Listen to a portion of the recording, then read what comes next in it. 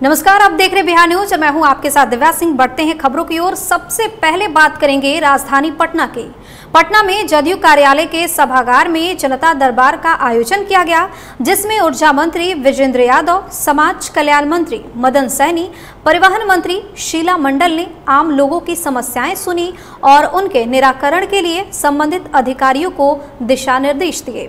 इस मौके पर परिवहन मंत्री शीला कुमारी ने कहा कि राज्य सरकार द्वारा पारित नए नियम के तहत 15 सितंबर से सड़क दुर्घटना में मृतक के परिवार को 5 लाख और घायलों के लिए भी मुआवजा देने की व्यवस्था की गई है।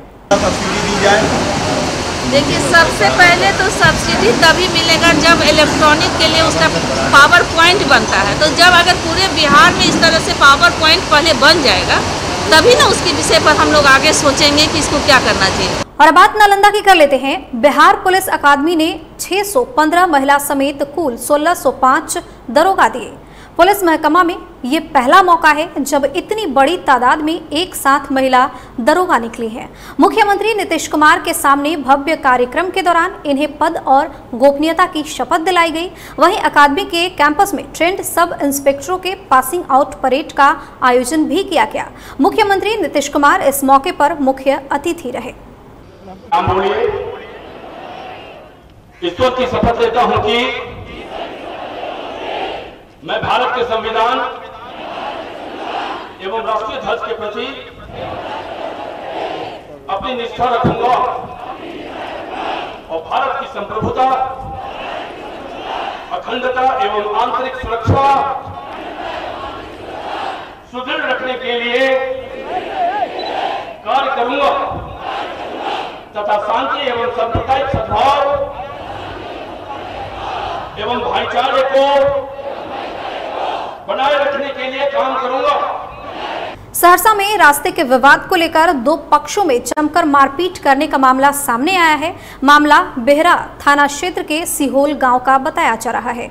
रास्ते के विवाद को लेकर सुरेंद्र सिंह और भूषण सिंह के बीच विवाद शुरू हुआ और मारपीट करने पर उतारू हो गए, जिसमें जमकर लाठी डंडे, ईंट पत्थर बरसाए गए। घटना का वीडियो तेजी से वायरल हो रहा है। हालांकि पीड़ित व्यक्ति ने इस मामले को लेकर बेहरा थाने में लिखित शिकायत भी दर्ज कराई है, लेकिन अभी तक कोई कार्रवाई नहीं की गई है। हम दुकान करते हैं, हम गरीब आदमी हैं। वहाँ किराना का दुकान है मेरा घर के आगे में, और बगल में भूषण सिंह का घर है। और भूषण सिंह उधारी लेकर के बार बार परेशान करता है। आज से 2 साल पहले भी मारा था हम सब परिवार को, और आज फिर 2 साल बाद कुछ रास्ता का वहाँ लड़ाई है, ज़मीन का लड़ाई है। जो रास्ता चौड़ाकरण हुआ है उसमें ये लोग हथेली ला करके हमारे पिताजी का सर फोड़ दिया है। वहीं विक्रम में ट्रामा सेंटर का उद्घाटन और इसको चालू कराने को लेकर विक्रम, पालीगंज और नबतपुर की जनता का अनिश्चितकालीन अनशन शुरू हो गया है। बता दें कि इस ट्रामा सेंटर का शिलान्यास वर्ष 2001 में ही हो गया था, लेकिन अब करीब 20 सालों के बाद भी ना तो केंद्र सरकार और ना ही राज्य सरकार की नींद टूट रही है, जिसका खामियाजा पालीगंज अनुमंडल के लोगों को भुगतना पड़ रहा है। अनशन पर बैठे लोगों ने सीधा आरोप केंद्र सरकार और राज्य सरकार पर लगाया है। अनशन पर बैठे हैं और हम लोग का प्रण है कि जब तक यह इसके लिए कोई ठोस कार्रवाई नहीं होता या ठोस निर्णय नहीं होता है, तब तक हम लोग यहाँ बैठे रहेंगे। क्या नाम हुआ? मेरा नाम दीपक कुमार हुआ। था चेयरमैन है, कौन जिम्मेवार है इसके लिए?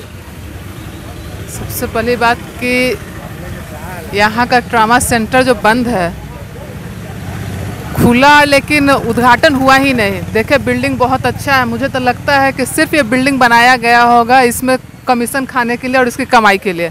उसके बाद के जो काम होता है वो हुआ नहीं। और यहाँ ही नहीं, पूरे बिहार के अंदर स्वास्थ्य व्यवस्था जो है पूरी तरह से चरमराई हुई है। और इस तरह के पूरे बिहार में बहुत सारे ऐसे सेंटर है जहाँ, और हॉस्पिटल है कि बिल्डिंग तो बन गया है लेकिन वहाँ पे इलाज की व्यवस्था नहीं है। कौन जिम्मेवार है? जाहिर सी बात है, यहाँ के मुख्यमंत्री जिम्मेवार हैं उसके।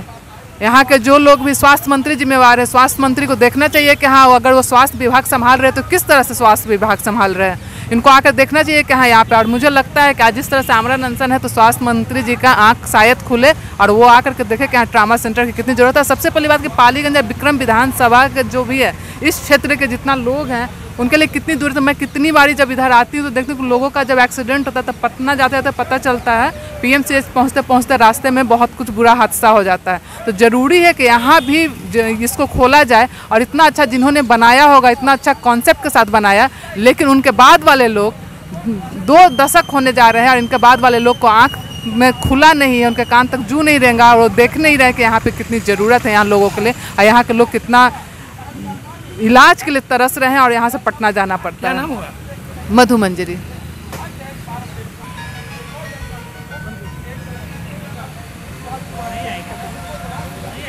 ये विक्रम की धरती है।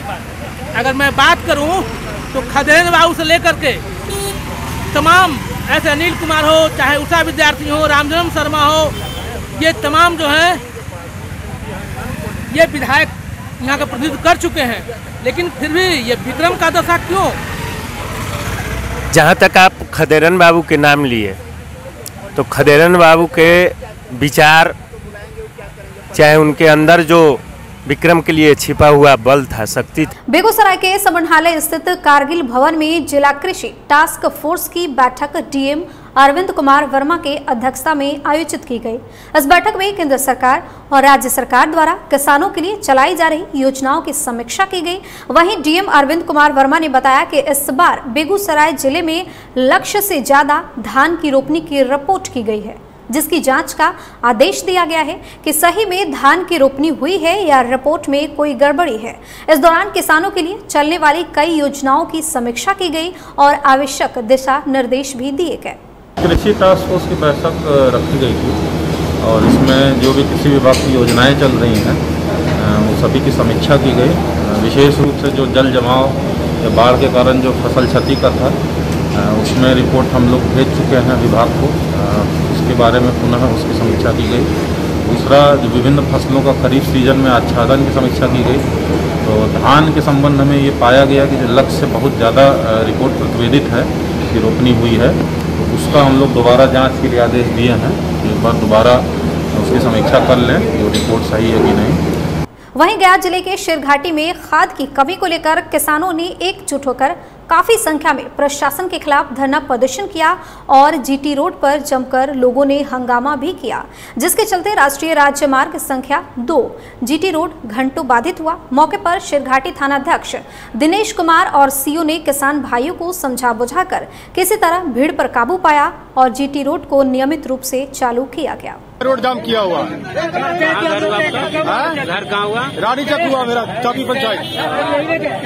कितना दिन से नहीं मिल रहा? आज हमको तो 8 दिन हो गया दौड़ते हुए, लेकिन ऐसी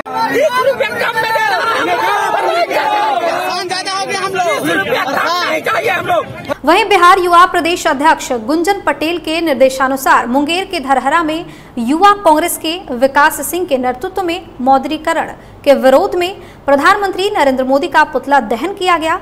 इस दौरान दर्जनों कांग्रेस सदस्यों ने केंद्र और राज्य की एनडीए सरकार के खिलाफ जमकर नारेबाजी की। युवा नेता विकास सिंह ने कहा कि सरकार देश और राज्य चलाने में असक्षम और नकारा साबित हो रही है।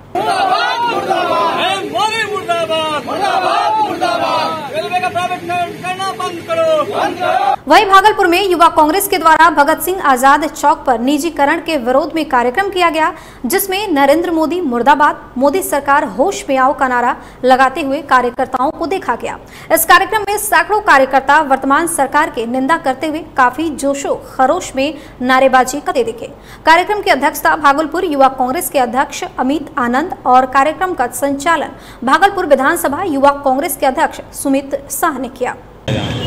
पूरे देश भर में जो प्राइवेटाइजेशन जो सरकार कर रही है, जो 70 सालों में कांग्रेस ने बनाया, जो पूछते थे कि 70 सालों में कांग्रेस ने क्या किया, आज पूरा लिस्ट है जो मोदी सरकार उन सबको बेचने का काम कर रही है। घटना के लिए पहुंचने लगी। इस दौरान शिव भक्तों ने सरकार के द्वारा मंदिर, मस्जिद और स्कूल, कोचिंग, मॉल खोलने पर सरकार को धन्यवाद दिया है।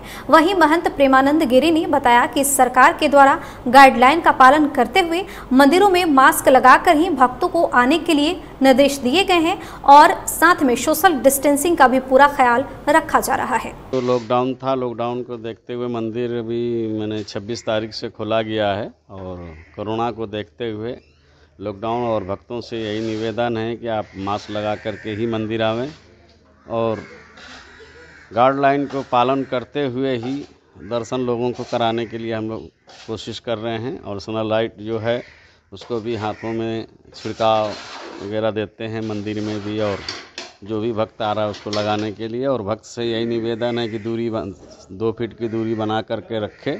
आज बाबा के प्रति आज बाबा का आशीर्वाद लगा है, सरकार का भी इस पर बहुत बड़ा योगदान रहा है, जिस कारण कि बाबा आज उनका दरबार खुला है। सब भक्तों में बहुत हर्ष और उल्लास है। माँ गंगा की कृपा है। बाबा अजगैबीनाथ का प्रणाम करता हूँ और बहुत धन्यवाद देता हूँ सरकार को। बुलेटिन में फिलहाल इतना ही। आप बने रहिए बिहार न्यूज़ के साथ। नमस्कार।